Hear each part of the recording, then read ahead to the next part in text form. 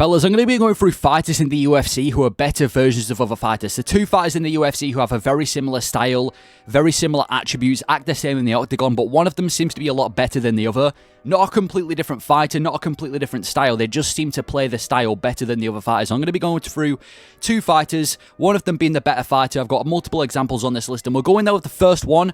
And the first example on this list is Merab and Nurmagomedov. Now, I believe that Nurmagomedov is a better version of Merab. Now, before I get into why I think Umar's a better version of Merab, we'll go in, what they both have in common. I mean, they both are heavy wrestlers. Merab and Nurmagomedov have a very heavy wrestling game plan. They want to take it to the mat. They want to use their grappling to win the fights. That is their game plan. They are some of the best wrestlers right now in the bantamweight division.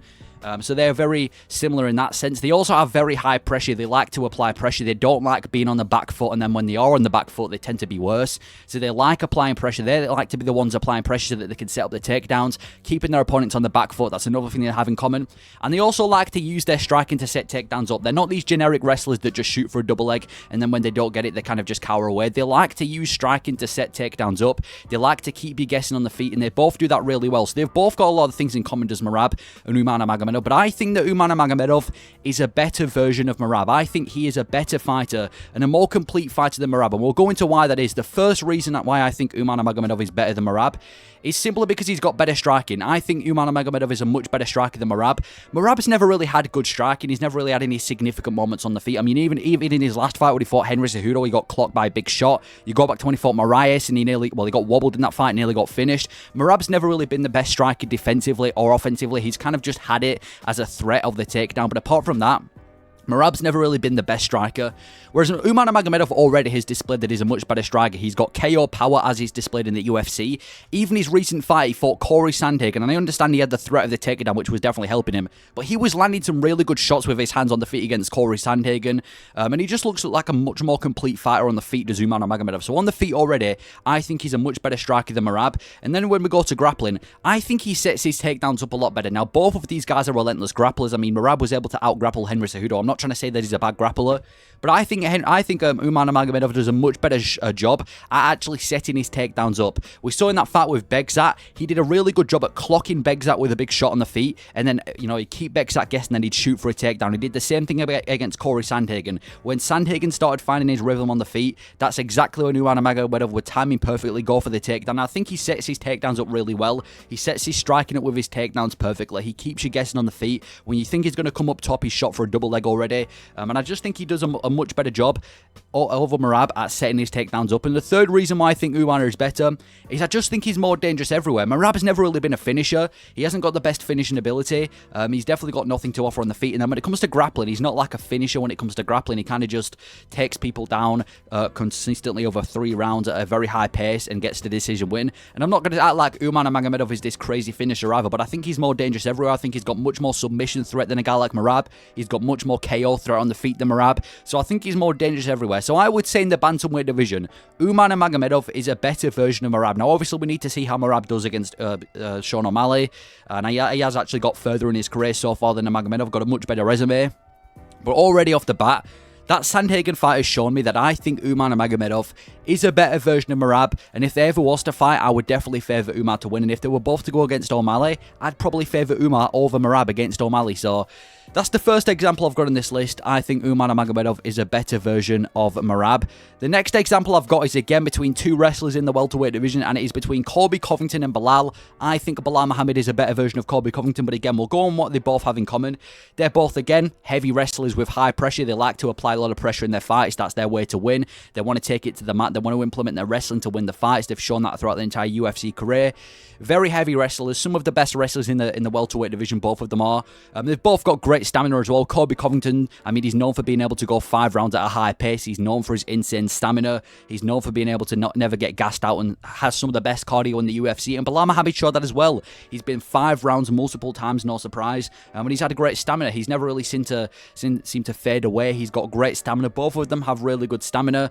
And they both have striking in their back pocket. Neither of them are elite strikers. Neither of them are the best when it comes to striking. But they both have it in their back pocket. They're not the worst when it comes to striking. They're not Ben Askren level. But they've got striking in their back pocket. But I think Belal Muhammad is already a better version of Colby Covington, and I think he's displayed that even if you just look at the Leon Edwards fight. The first reason why I think Belal is better is he is way more relentless with his pressure. Where was Colby Covington's pressure when he faced Usman? Where was Colby Covington's pressure when he faced Leon Edwards? It seems like Colby Covington only ever implements pressure when he's either facing guys that have literally zero grappling like Jorge Masvidal, or when he's facing these old washed opponents like Rafael dos Anjos. Apart from that, he never really applies pressure. Belal Muhammad's relentless with his pressure. Like in that fight with Leon Edwards, I mean, Colby Covington in that fight with Leon Edwards was on the back foot the entire time. Belal Muhammad, he made Leon was the one on the back foot the entire time. Belal Muhammad was walking forward the entire fight, applying relentless pressure. He did the same thing to Gilbert Burns. He did the same thing to Luke, same thing to Stephen Wonderboy Thompson, same thing to Sean Brady. Belal Muhammad is so overwhelming with his pressure, and Colby Covington's pressure is so overrated. Like when he faces a guy that's going to be walking forward and actually has a decent level of grappling, he's like a fish out of water. Belal Muhammad's way more relentless with his pressure, way more overwhelming than Colby Covington. The second reason is he's got much better hands. Again, neither of these guys are the most elite in the division, but Colby Covington, he's never ever really had good hands. He got dropped against Usman. He got dropped against Jorge Masvidal. He was getting outstruck by Leon Edwards. He's never really done anything significant with his boxing in the UFC. He's always known for having pillow fists. And I'm not going to act like Belal Muhammad's this elite striker, but even in that fight with Leon Edwards, Belal Muhammad was doing better than Leon Edwards when it came to pure boxing. Leon's hyped up as this super technical striker, and I know Belal had the threat of the takedown, but he had way better boxing than Leon in that fight. He outstruck Gilbert Burns as well. He finished Sean Brady on the feet. Belal Muhammad's striking already has shown that he's a much better striker than Colby Covington. His boxing specifically, he's improved a lot. So already, he's a much better striker than a guy like Colby Covington. And the third reason is he's got more will to win. Colby Covington doesn't really have a will to win. He showed that in the fight with Leon Edwards. He looked like he didn't want to be there. And he got gifted a free title shot. Belal Muhammad, he's had to earn his title shot. And even in his fights, he digs deep to get the win. He's a lot more gritty than a guy like Colby Covington. And you can tell that Belal Muhammad wants to be a champion more than a guy like Colby. So those are the three reasons why I believe Belal Muhammad is a very similar, but a much better fighter to Colby Covington, and that's why I think he was able to get the win over Leon and Colby wasn't. And if they were to ever fight, I would 100% favour Belal in that fight over Covington, over Covington beating Belal. So that's another example I got. The next one, I'm going to the heavyweight division. Now, this one's going to be quite weird because I've got Tai Tuivasa and Lewis, and I think Lewis is a better version of Tai Tuivasa. Now, this is ironic because Tai Tuivasa has actually beaten Derek Lewis, but you've got to remember styles make fights, and I think overall, when it comes to success in fighting, Derek Lewis is going to have a lot more success than Tai Tuivasa. Now, what do they both have in common? They're both extremely powerful. They're some of the hardest hitting heavyweights on the planet. They both have a very dodgy gas tank. When it gets past round 2, neither of them really seem to have the best gas tank. When it goes to 5-round fights, they're both kind of bad with it. Then they've both got terrible gas tanks. They don't really excel anywhere in MMA. Like I said, they're very hard hitters, but they're never the best strikers in any fights. They're never the best grapplers. They're never the most well-rounded, so they don't really excel anywhere in MMA, and they heavily rely on their big shots to connect. They rely on the heavy shots to connect. When they're not able to land those big, powerful shots, again, they don't really have anything else to offer. But I believe that Derek Lewis is a better version of this kind of power-heavy fighter than a guy like Tai Tuivasa. Now, the third reason is he finds and sets up the shots way better. I feel like Derek Lewis does a way better job at finding these big shots than a guy like Tai Tuivasa. Tuivasa kind of has to engage in a brawl in able to get the shot. So when he's leaving a clinch, he'll kind of try and land an elbow like he did against Lewis. But I feel like Derek Lewis likes to set up the shots way better. He's able to find these shots a lot better, able to disguise these shots a lot better than a guy like Tai Tuivasa, which is partially why he's got a lot more knockouts. The next reason is he's got more devastating power. Now, like I said, both of these guys hit extremely hard. I'm not going to say that it's, miles ahead, but Tai Tuivasa's clocked a lot of people, and they've been able to take the shots. He clocked Volkov a lot. Even in that short fight with Tybura, he hit Tybura with a couple big shots. Rosenstruck as well. Whereas Derek Lewis, it seems with Derek Lewis, when he just lands any good shot on anyone he faces, no matter how bad he's doing in the fight, it's going to either knock them out or wobble them. And I feel like we've already seen that Derek Lewis has more devastating KO power. And now I'm going to go as far to say that I think Derek Lewis is the hardest hitter right now in the heavyweight division out of everyone. So I think he's got much more devastating power than a guy like Tai Tuivasa.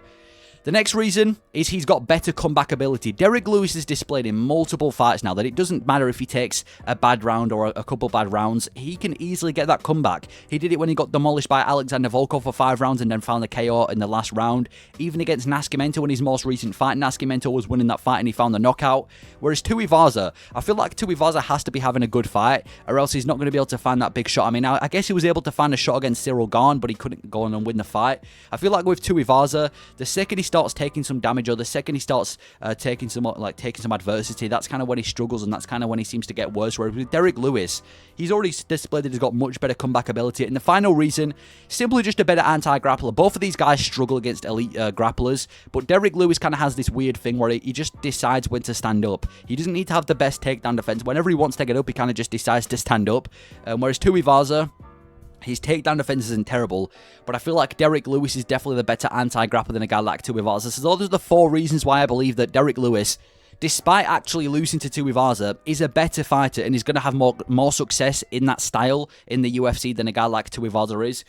The next example is between Islam Makhachev and Arman Tsarukyan. I believe that Makhachev is a better version of Tsarukyan. Now, what do they both have in common? They're both elite wrestlers. You know, they've displayed it in the UFC. Both of them have really good wrestling, and they both have knockout ability and solid striking. Islam's one of the best strikers at 155. Tsarukyan's got really good hands. I mean, Tsarukyan showed it when he knocked out Beneil Dariush. Makhachev showed it when he knocked out Volkanovski. So they've both got really good striking, and they also tend to out-wrestle other grapplers who don't have elite wrestling. Charles Oliveira, really good jiu-jitsu guy. Both of these guys out-grappled him.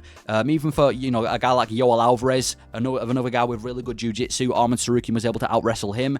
Drew Dober was, you know, made it easy work against Islam Makhachev. So they're both able to out-grapple guys who aren't already elite wrestlers. When it comes to a guy with really good jiu-jitsu, they're able to out-grapple them. So that just shows how good of a wrestler both of them are. And they are the best lightweight wrestlers. These guys are the best wrestlers right now in the lightweight division. But why do I think Islam Makhachev is a better version of Arman Tsarukyan? I think he's got better wrestling. He's already shown in the UFC that he's got much more relentless grappling.